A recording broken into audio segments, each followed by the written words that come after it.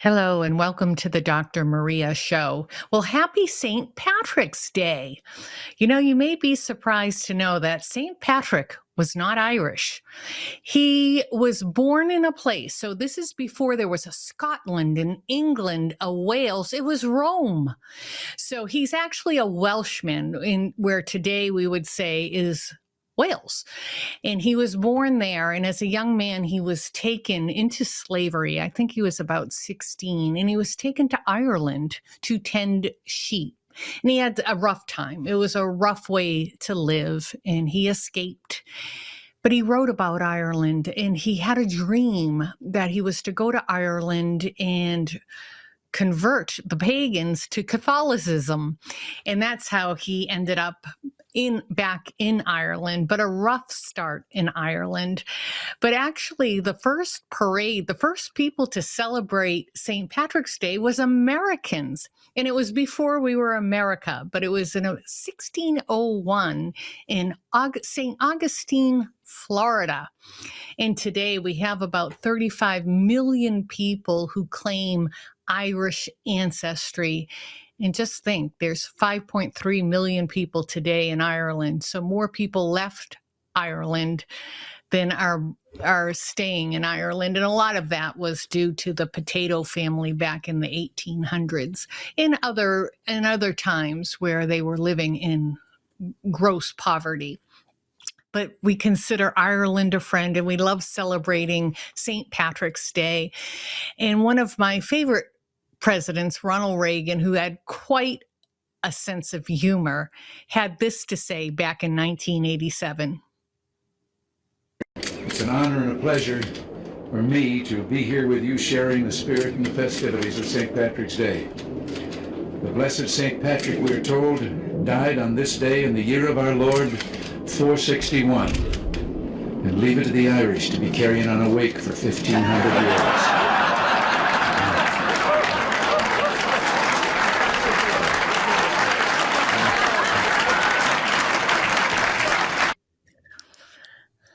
I don't know how many times I saw that, but I love it. Well, a lot's been happening since I've been traveling in Italy, and the United States is no longer taking the abuse we've been getting by Iranian proxies. Remember, back in 2023, the Quds Force, another arm of the Iranians, hit some of our military bases in Syria over 150 times. Now they've been hitting some of our vessels and other vessels, and we've retaliated in Yemen. Well, I'm very happy to say one of our leading experts in the Middle East, Walid Faris, is here today to fill us in on what is going on. Thank you so much for having me. I'm always happy to have you. You are such an expert in this area. So tell us all about it. What's going on? Well, Doctor, it looks like the Iran Islamic regime and their militias, proxies in Yemen and elsewhere didn't understand that there was a massive change in foreign policy because of a new administration. I mean, what they have been doing until the president gave the order to strike back at them has been going on at least since 2021, when the previous administration, the Biden administration, removed the Houthis. Houthis are a militia that is controlled, funded, trained, directed by Tehran. So unfortunately, the big mistake was in February of 2021 when the Biden administration removed them from the terror list, which means they could trade, they could get weapons from the mother ship in the Islamic regime of Iran, so on and so forth. And they have been targeting not just U.S. ships, but international ships along the passage of Bab el-Mandeb between the Indian Ocean and the Red Sea.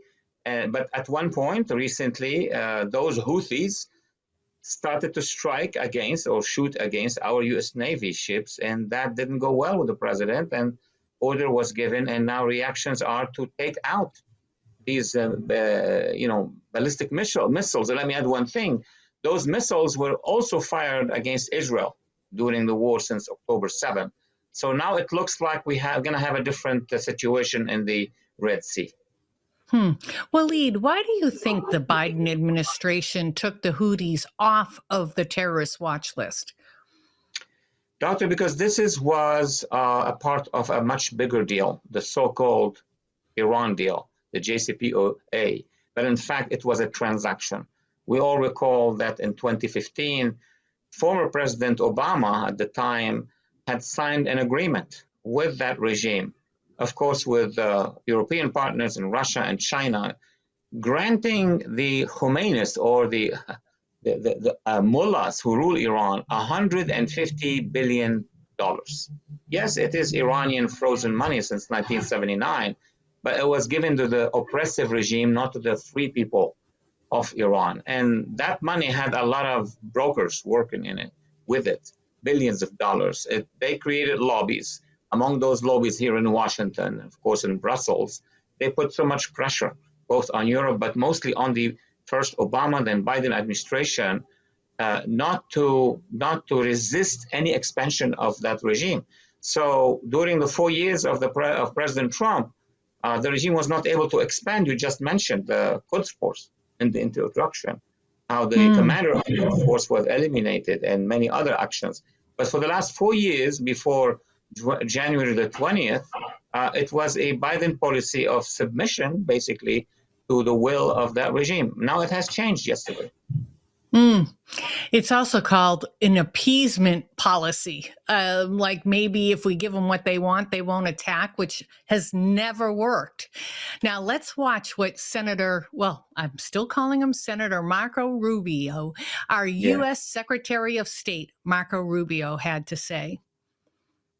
U.S. forces are in the midst of President Trump's most significant military campaign thus far in his second term.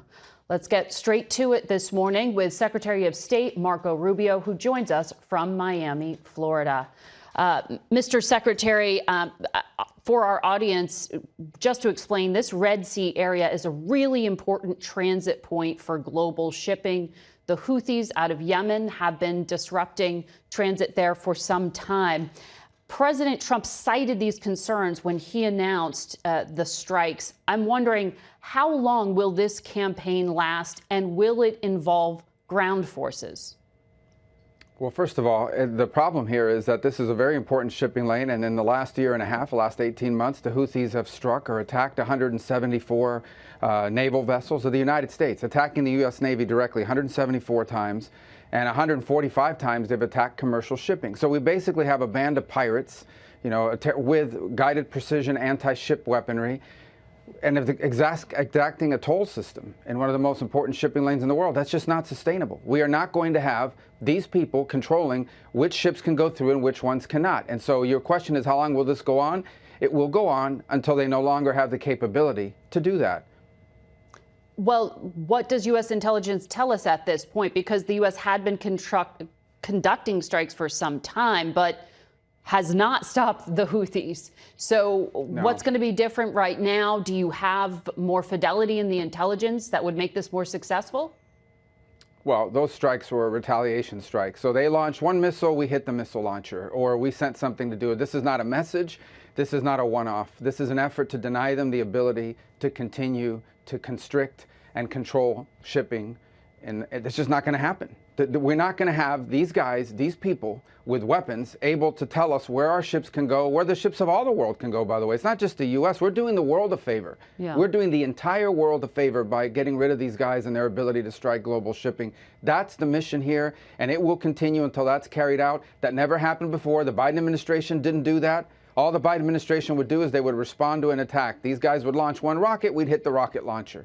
That's it. This is an effort to take away their ability to control global shipping in that part of the world. That's just not going to happen anymore. And this will continue until that's finished. It could involve ground raids? Well, those are military decisions to be made, but I've heard no talk of ground raids.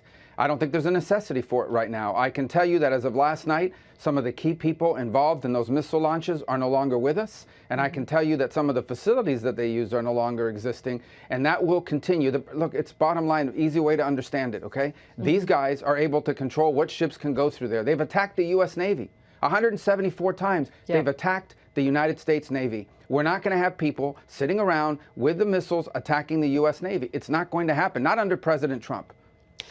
The president also referenced Iran in his statement. Iran provides some support for the Houthis, as you know.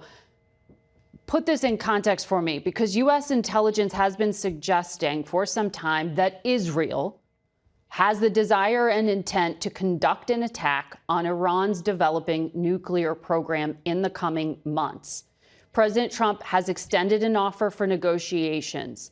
Have you heard anything back from Iran? Is this strike in Yemen a signal to Iran? This strike in Yemen is about their ability, the ability of the Houthis to strike global shipping and attack the U.S. Navy, and their willingness to do it. 174 times against the U.S. Navy, 145 sometimes against global shipping. That's what the strike is about. What we can't ignore, and the reason why the president mentioned Iran, is because the Iranians have supported the Houthis. They provided them intelligence, they provided them guidance, they provided them weaponry. I mean, there's no way the Houthis, the Houthis would have the ability to do this kind of thing unless they had support from Iran. And so this was a message to Iran. Don't keep supporting them, because then you will also be responsible for what they are doing in attacking Navy ships, in attacking global shipping.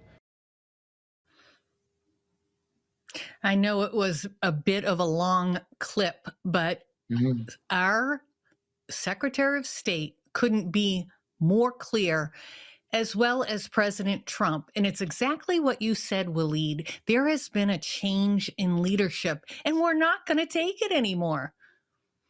No, absolutely. First of all, we're not going to take it anymore. That's why millions and millions of Americans have voted for a change, for a new direction. That's a mandate. Second, President Trump, who had 4 years before, has shown that he is determined to go against both these militias, now the Houthis, before that Hezbollah, the help of Israel, the Hashd in Iraq. He eliminated the commander of the strongest force in the Islamic Republic, in the Islamic regime, Soleimani. So he was prepared for this. He knew what to do. But now his situation is more complex. The Houthis, thanks to Biden, have received more weapons, more missiles than ever before, than at least 2020. So as the secretary has said, and I just repeat and add, number one, the U.S. is going to go after not just the missiles, but the ramps, every infrastructure that allows the launching of these missiles. And I remind your audience that they have been used also, i.e. these missiles, against Saudi Arabia, against the UAE, and more importantly, since October 7, against Israel. How many times the Houthis have been firing these missiles? And these missiles are being improved to get farther and farther into Africa and Europe. But let me add one thing that the secretary did not cover, and I think it will come soon. On the ground, these ramps, these missiles, these drones, these system of weapons, at the end of the day, you can destroy them. The regime will send replacement. At the end, there need to be a control. Now, yes, we know the administration is not committed for ground troops, and I understand why, because there are ground troops in Yemen. They are Arab ground troops who are against the Houthis. Remember, Saudis, UAE were in the midst of a conflict with the Houthis, and the Biden administration told them, oh, stop. So we are paying the price of this policy of abandoning our allies. There were actually pressures on Israel to stop. But now on the ground in Yemen, you have the legal forces in the east of the country. More importantly, you have an entire army of 80,000 soldiers of Aden, the Southern Army. And the United States has started some programs with them, and they need to start engaging in training them. And then every time the U.S. will take out these batteries, there need to be somebody who is our partner to take over that situation. You know, I agree in concept. It seems like we haven't had a lot of success in that. You know, when we were helping with the Afghan freedom fighters, a lot of people said we trained Osama bin Laden. So we would like to think we have trusting allies, but it is a little bit of concern. You know, look at how much money, time, life we spent in Afghanistan, and they didn't stand up for themselves at all.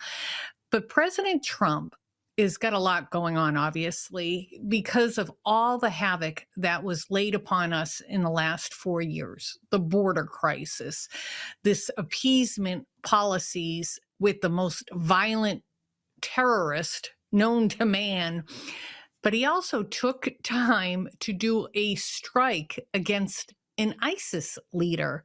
Let's watch this little footage from the U.S. CENTCOM.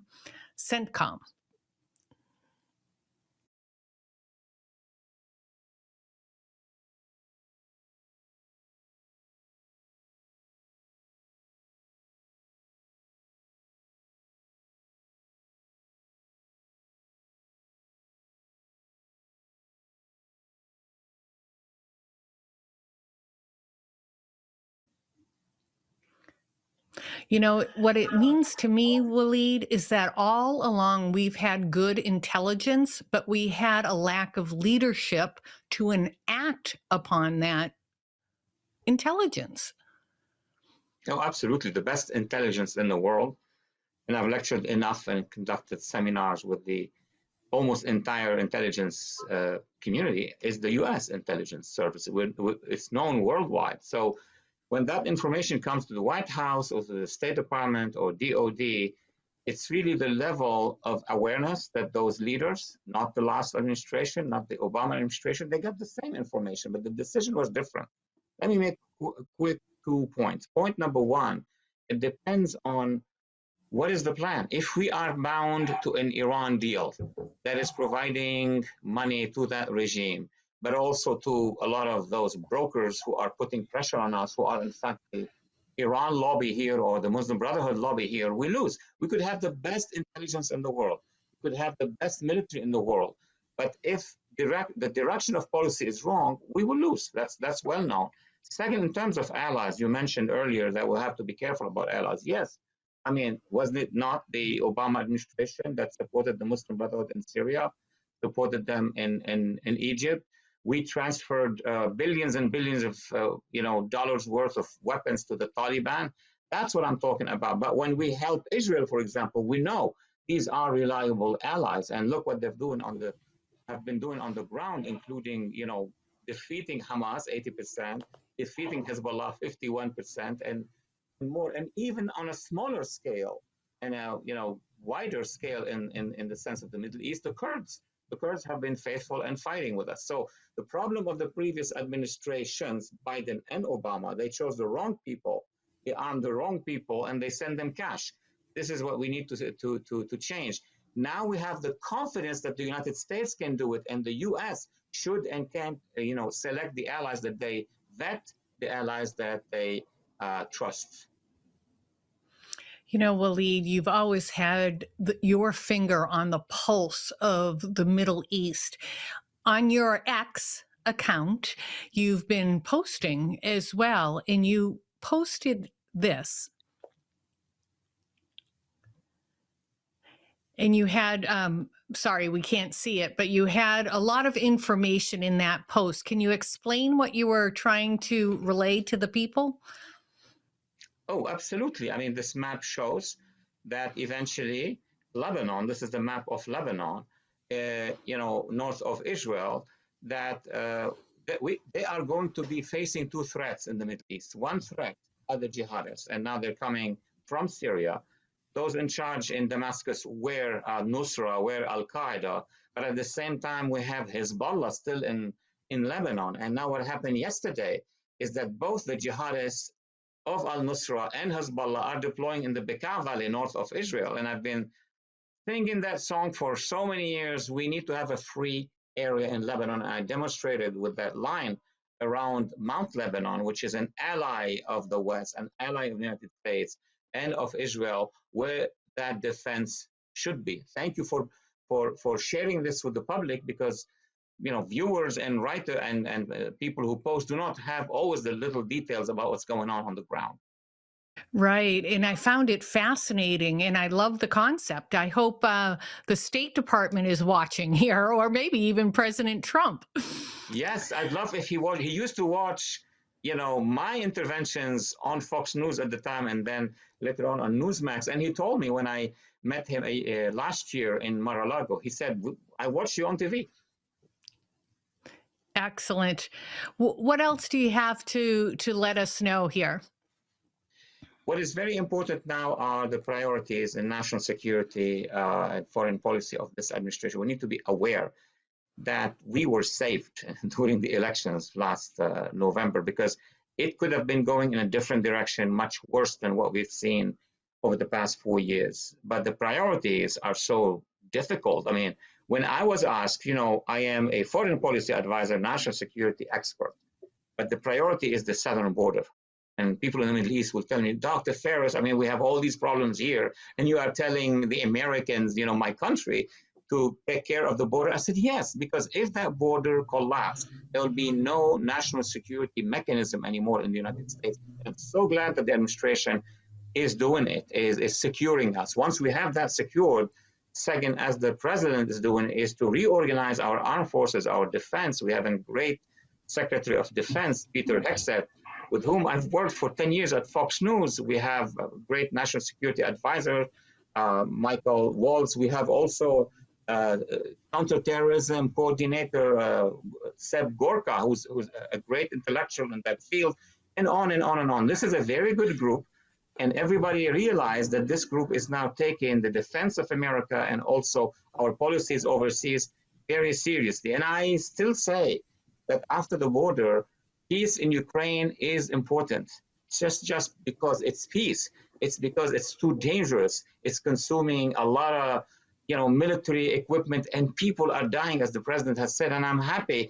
Though, of course, we can criticize both sides, and mostly people will criticize the Russian side, but that war has to stop. And finally, the support to Israel, to make sure that Israel has an eye on Hezbollah and Hamas. And now, obviously, I hope we're going to have a strong policy in Syria to support the minorities, but also the moderates of the majorities. And finally, the big gift is the Abraham Accord. I do project that after this year, at least the end of this year, we're going to get more members of the Abraham Accord, and peace will grow wider. Well, I'm glad you left that on a positive note. As always, I'm very happy to have you on, and I wish you the best of luck. Thank you, Doctor. Thank you very much for having me. Isn't Dr. Ferris wonderful? He really has a great insight into what is going on. And I'm fascinated by his concept of almost like a secure zone in Lebanon. Israel needs some help. We need some allies there. That's why we defend Israel so much. They're our only ally.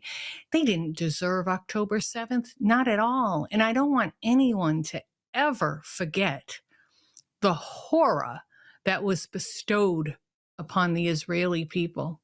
Very, very sad. They've lived in peace for a long time with Muslim people who also wanted peace.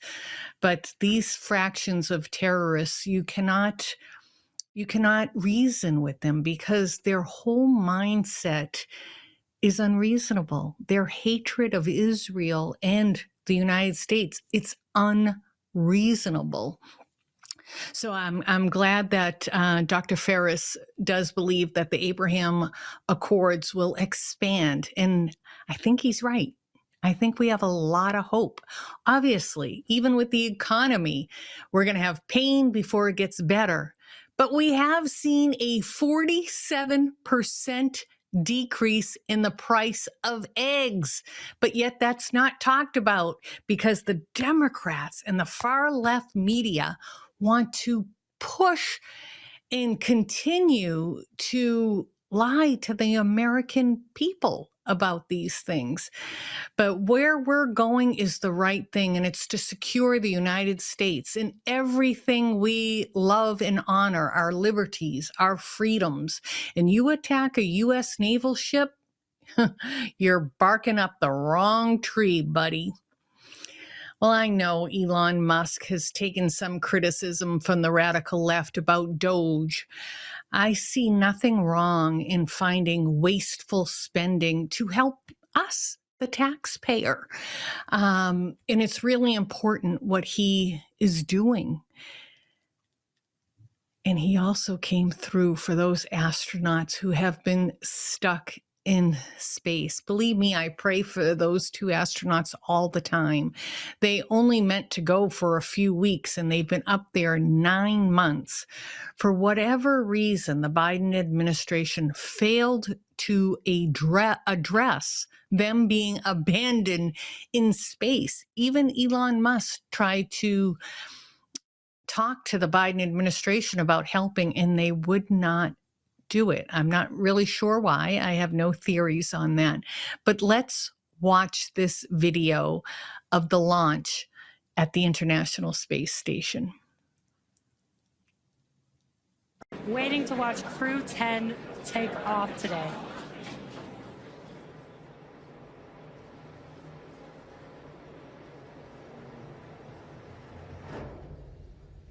T-minus 15.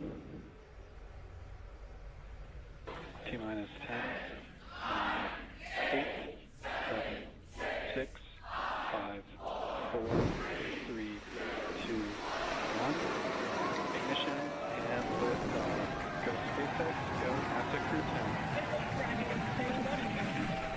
Copy, 1 Alpha. And liftoff at Crew 10, now Vehicle soaring to the pitching down International range. Space Station. 1.7 million pounds of thrust now propelling Falcon 9 and Crew 10. And we're continuing to get good call-outs on the first stage performance so far.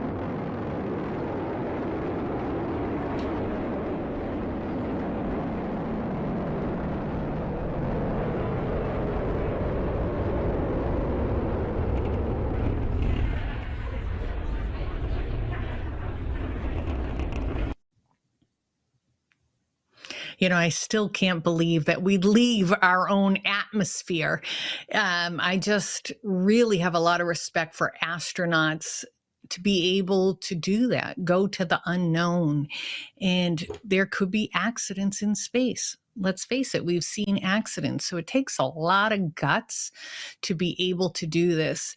You know, a lot of the goal is to understand what happens in outer space and also understand if there is life out there. Because what if something catastrophic again happens to Earth? Will we have another avenue for the people to save, for our legacy? You know, something catastrophic happened to kill all the dinosaurs. Well, we still don't understand that. But the crew members played a little joke on the astronauts. Just watch this.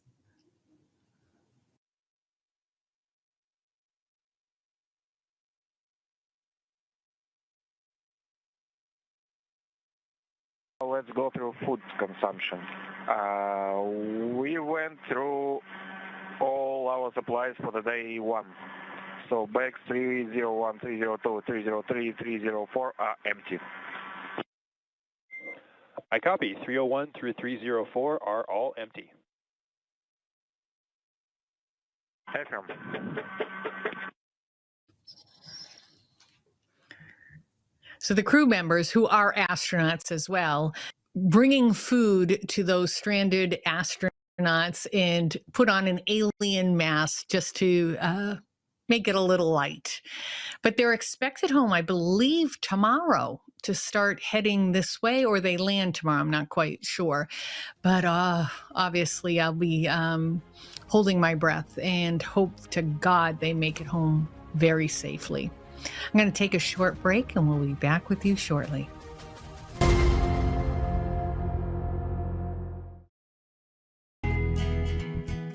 Here we are, pretty much at the beginning of the process here at this pristine, I call it a laboratory. It's not like a factory, it's like a hospital. This is the beginning of the process for roasting. Deep grain, very good quality. Most people don't use this quality. We deal with small farmers because we like to know who we're dealing with. They give us the highest quality, all organic, non-GMO. You should know all Arabica beans, no Robusto, all Arabica. They're going to go into the roaster and it'll get roasted for about 20 minutes or so.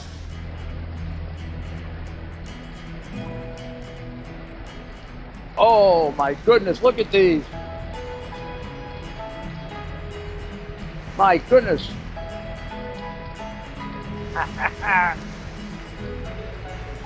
You're going to want to specially order these.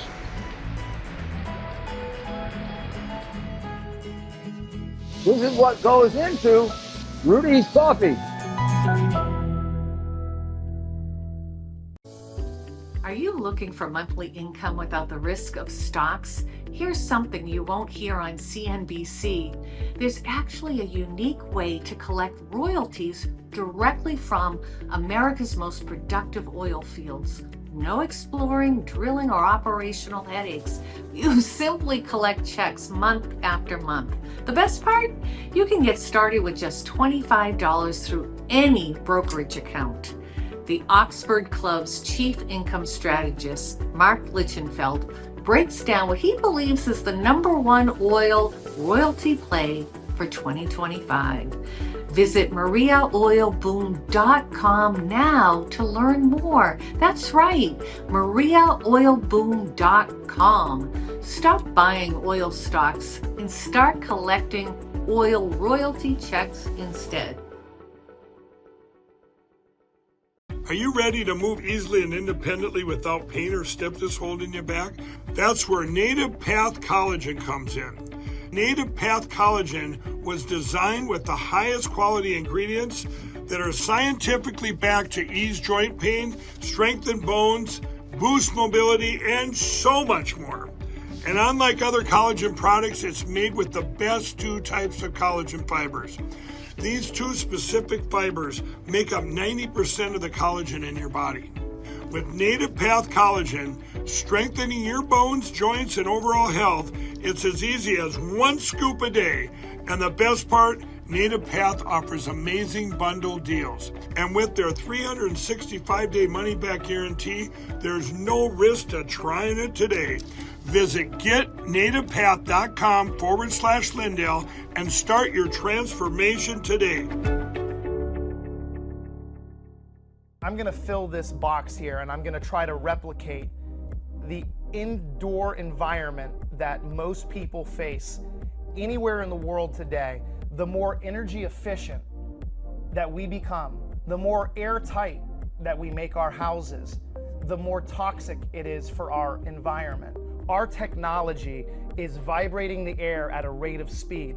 Anything that is 0.001 microns or larger does not stand a chance in the presence of not only photocatalytic oxidation, but needlepoint negative ionization. We're sending out an ion wave that is going through walls, doors, floors, carpets, paddings, draperies, and it's synergistically vibrating the air, and it's going to drop it down to the ground as a biologically inert substance. Now, this is where you're going to come in. You can mop this matter, you can vacuum it, you can sweep it, but our technology is going to make sure that you're not continuously breathing this in.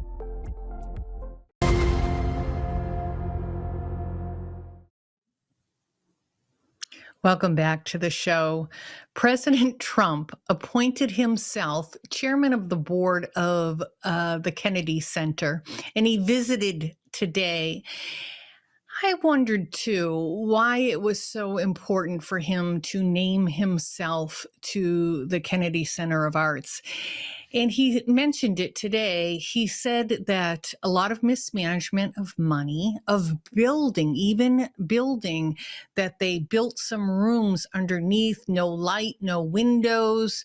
So he does want to revamp the aesthetics of the place and also bring quality entertainment. Now, one thing I'm going to disagree with President Trump. I was actually surprised to hear him even call out a play, and he called out Hamilton. I couldn't tell you how much I love Hamilton. I saw it a number of times. Members of my family have seen it multiple times. I think the music in it was ingenious, something different. So I thought it was a very well-written play. And like I said, the music to me really made that play. I don't know, and it would be just conjecture on my part to think, because they made a point, the director, to hire people of color when we know, say, Thomas Jefferson is white, we know George Washington was white. So why go way out of your way to change it? I don't know. It didn't bother me at all. I mean, I know history. So I don't know if that's why President Trump, just because they weren't staying to historical facts. I don't know. But I do hope once that he got to view everything, he does name a different chairperson, because my dearest President Trump, you are a busy man, and I want you to be focused on our national security and our economy, and let somebody else worry about the Arts Center. Well, I want to give you a little preview of what's coming up on my Wednesday night show. Thanks to Lindell TV and Emerald Robinson, who's a host here on Lindell TV, and Kara Castronova, our White House correspondent, for asking the question. Emerald broke the story on the auto pen controversy. Was it really President Biden? A lot of people are suspect. I am suspect. Even before Biden became president, I said there's something very different about the Biden that left office as vice president in that 4 years to the Biden who's running for public office. Now, maybe we didn't see him a lot when he was vice president, so I didn't really notice the difference. But I've been calling it out even before the 2020 election, and he was definitely compromised. And for those of you who have watched me or listened to me for many years, I always said how I feel about Joe Biden is like two paths. One, the corrupt Joe Biden, I have no respect for. You used your family, your name to get great business deals. I don't care if it's pure business. Hell, make all the money you want to do, but you sold your seat. You sold access to the highest offices in the land, and it did affect your judgment. I'm confident of it. You're too easy on the Middle East, and you're too easy on China. But then there's the Joe Biden who definitely has dementia. And that I feel empathy for. I'm a medical provider. Of course I'm going to.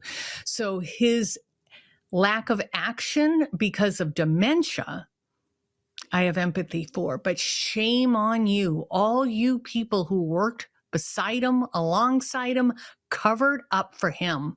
You risked our whole security, our economy, by not speaking out. But a lot of you liked it because I think you got your way with policy. Will we ever know the truth? I don't know. If there's an investigation and investigators, inspector generals sit down with President Biden, I don't think he can offer us anything. There's probably already people whispering in his ear, you sign those things, right? Just keep saying, I sign them. I sign them. I think he's already probably being prepped. You never know. There are cameras in the White House. So hopefully that security footage has remained. And there are telephone logs. It's going to take some detailed investigation, but it has to be done. So please don't forget to join me on Wednesday. I'm so excited to have Emerald Robinson on the Dr. Maria Show. Well, I want to talk a little bit about back pain, because back pain is one of the most debilitating diagnoses in America. Yes, there are worse illnesses, absolutely, but one of the most common complaints in emergency departments and primary care offices is back pain. When should you be concerned? A lot of times back pain is a strain. You lifted too much and didn't lift correctly. You have to think of center gravity. You don't bend over and pick up something heavy.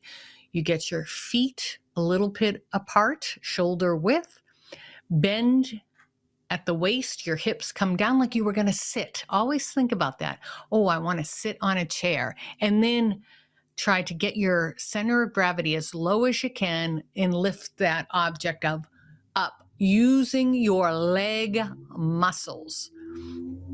There are times you have to be concerned about back pain. When the back pain, you can't relieve it with a hot pain pad or a shower or ice, and it continues for a long time. We worry, kidney stones often shows as lower back pain. An abdominal aneurysm, even though you may see pulsing at the umbilicus, which sure to be a warning that it could be an abdominal aneurysm, sometimes people only feel back pain. So you worry about kidney problems, abdominal aneurysm, even some gallbladder disease doesn't necessarily show in the right upper quadrant. You can feel pain between your shoulder blades. But it's really important that you develop your core. And because so many people have back pain, I think it goes to our sedentary lifestyle. We're no longer building that core, the abdominal muscles. And it's not just with sit-ups. If you put your arms behind your head like this while you're standing and lift your right leg, put it down, your left leg, put it down, and you have good posture, you're going to feel it in your abdomen. And you could also do that in a chair if you're having problems. Just right now, I'm lifting both legs, and where do I feel it? In my abdomen. So it's important to develop that core. Of course, weight is also an issue. When you look at people with a very, very large abdominal girth, which means the circumference around your body, obviously that's going to pull, especially on your lower back. So if you keep your weight in check, your core, because skinny people can have back pain because lack of muscles in that core as well. So sometimes it's not a weight related issue. It's about that core. And of course, you worry about other things like a herniated disc. Now, if I went around picking random people with pain or no pain of their back, and I scan them in a CT scan, a lot of people may have a bulging disc. This is not a medical emergency. Sometimes those discs that are bulging may retract and go back in place, or they lessen with physical therapy, ibuprofen. But if it's herniated, that can cause more serious debilitation like leg pain, leg weakness. But it doesn't always need surgery.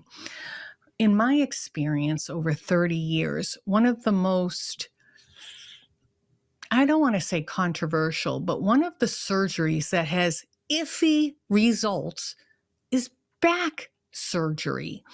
So what we're trying to do nowadays is wait as long as possible to try physical therapy, to try injection, to help with the pain, injections right into the spinal area for the back pain. I know someone who had, probably the biggest herniation I've ever seen, definitely affecting a lot of the nerves into the leg, tripping, weakness, is now multiple years out, three or more years out. Still, the herniation didn't get much better, but the leg strength got better. Unfortunately, the pain isn't much better, but avoided surgery. Again, I've seen good people go in for back surgery and come out now requiring a cane, having worsened back pain, while I've seen others who come out and say it's the best thing I've ever done. So do not take surgery lightly. Ask a lot of questions. Ask about outcomes. Maybe get a second opinion because you're worth it. But back pain, it's an interesting concept because a lot of people lose work for it. You know, I had to, as an employer, you look at these statistics. Common cold is another one that you have non-productive time and you get a lot of people out of work with the common cold and lower back pain. And one of my physical therapists once told me, for especially people with desk jobs, every 2 hours, they should set an alarm and try to walk around at least for 10 minutes. They can continue to work if they make telephone calls, maybe have a headpiece, and they can walk around the area, do some lunges, really move.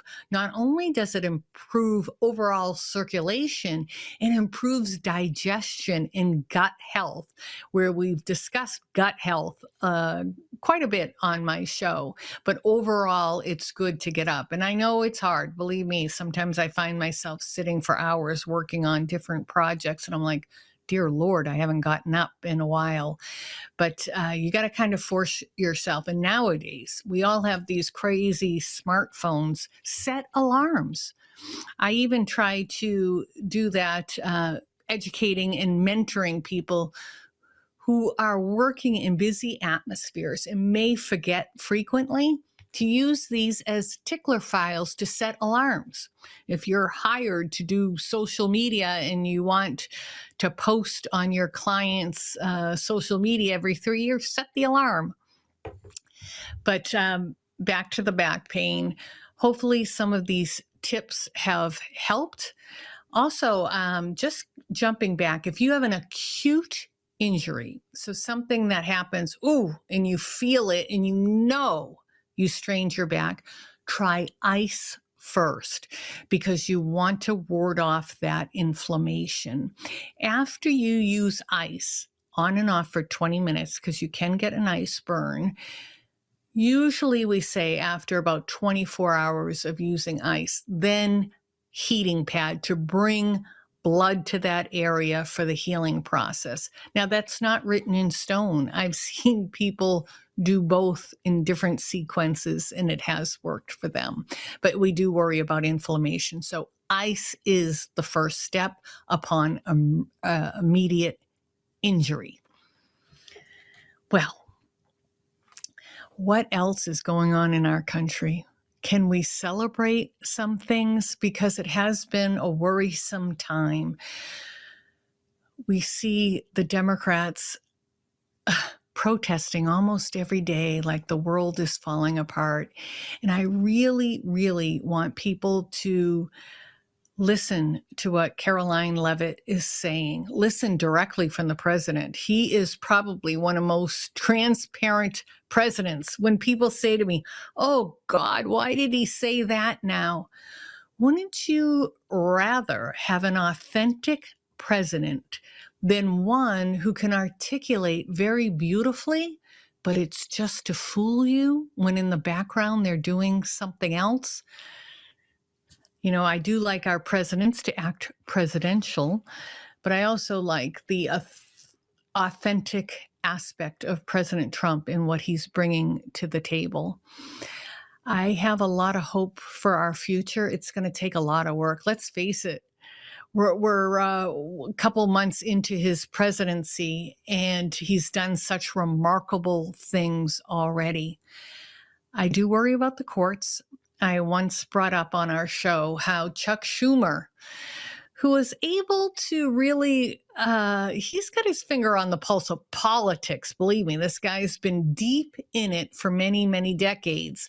When he said, remember when he said that you don't mess around with the intelligence agency? What is Trump doing? Because they have 6 ways to Sunday to get back at you.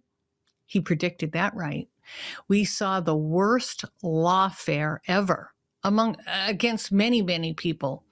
Professor Eastman, Mayor Rudy Giuliani, President Trump. Sick. How judges can be activists. They should be removed from the bench. Now a judge is telling President Trump he can't deport criminals, illegal aliens who rape, murder, kidnap people, women, children. They were already on a plane going to a great prison, El Salvador, at probably a fraction of the price we could house those same people here in the United States. And the judge said, even if they land, you got to turn around and come back. I don't understand how a judge has that right. And we seem to be taking it as a nation. I don't know what we could do. As you remember, I had Victoria Tenzing on my show asking her the question.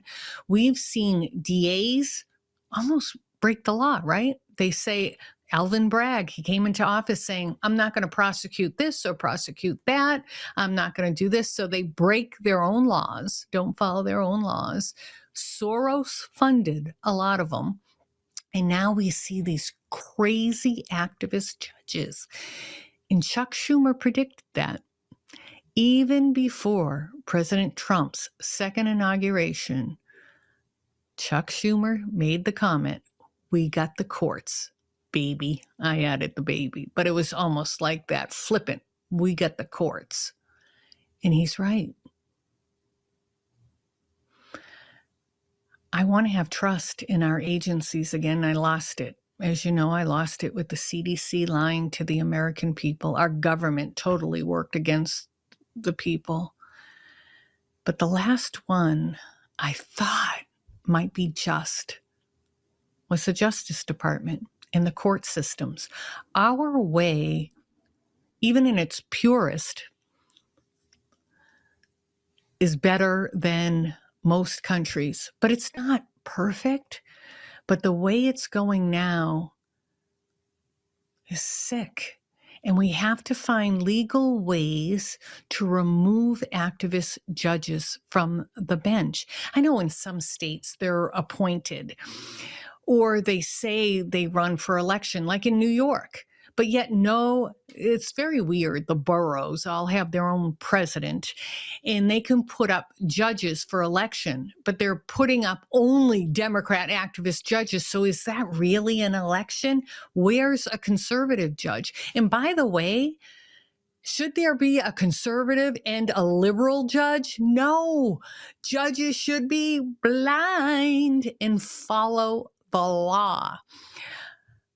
Well, I'm not much of a community agitator activist like Obama started out as, but there is something about the power of the people. Like we all came together in this election. How about we all come together and write letters to bar associations? I don't want us ever to stoop to their level and be violent, be vulgar, attack families, lie about people, but in a peaceful way, to protest peacefully, letter writing campaign, phone calls. I think that's something we can do so we get our country back. This is the greatest country on earth. To this day, I'm fascinated with our founding fathers who could outline such a system. Yes, they took a little bit here and a little bit there, but overall, this is uniquely original. And we definitely veered from that concept, and it became about money, about power.